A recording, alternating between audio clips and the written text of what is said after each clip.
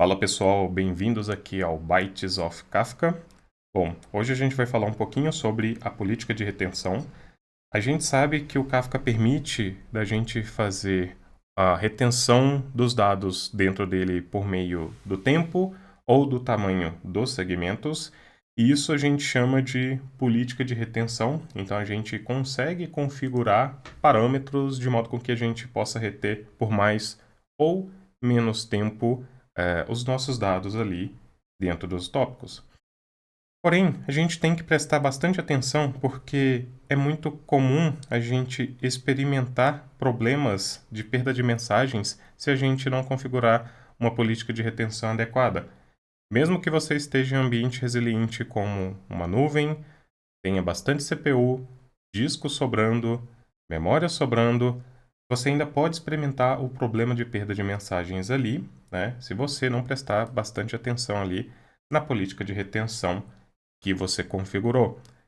Então é muito importante você entender o problema que você está tentando resolver e o tempo mínimo para que você consiga construir ali uma política de retenção adequada, de modo com que você não perca os dados que você está trabalhando.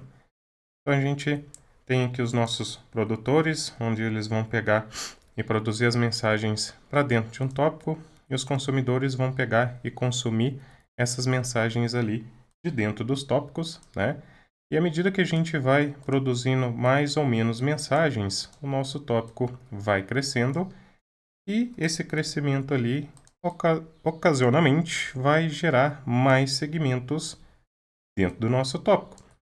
Porém, se a gente não configurar direito a política de retenção, a gente vai experimentar a perda de mensagens, porque quando a gente está consumindo ali de um tópico, a gente vai consumir de um segmento que vai estar ativo ali, né, na hora de fazer o consumo dos dados, e outros segmentos que possam fazer parte do tópico, eles podem não estar ativos e eles podem ser deletados dependendo de como que a gente fez a configuração da política de retenção.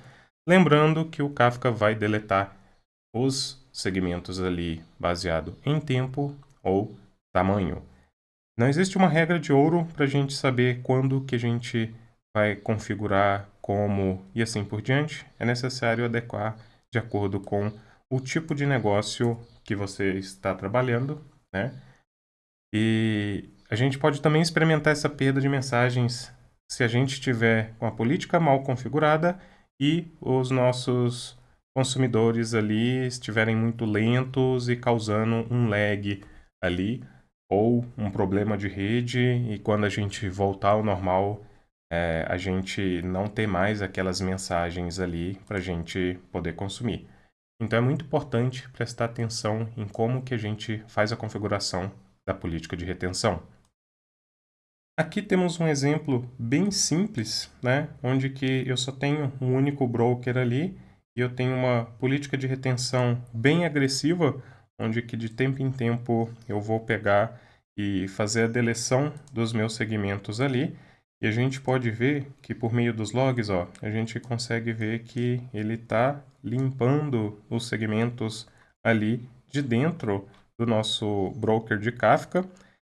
E por mais que eu esteja produzindo mensagens constantemente, a gente pode não estar experimentando visualmente a perda das mensagens, mas se a gente pegar, olha aqui o nosso consumidor, e por algum instante, né, a gente pegar e voltar novamente a consumir, ó, a gente nota que experimentou ali um problema na hora de fazer a leitura. E se a gente vê aqui pelo offset das mensagens ali, né, a diferença é muito grande. Isso num curto período de tempo. Lógico, isso daqui foi desenvolvido para mostrar esse comportamento e não é bom a gente experimentar isso em produção, né? Então a gente tem que ter bastante cuidado ali em como que a gente vai fazer a configuração da política de retenção, de modo com que a gente não experimente a perda de mensagens. É isso, pessoal. Meu muito obrigado e até a próxima.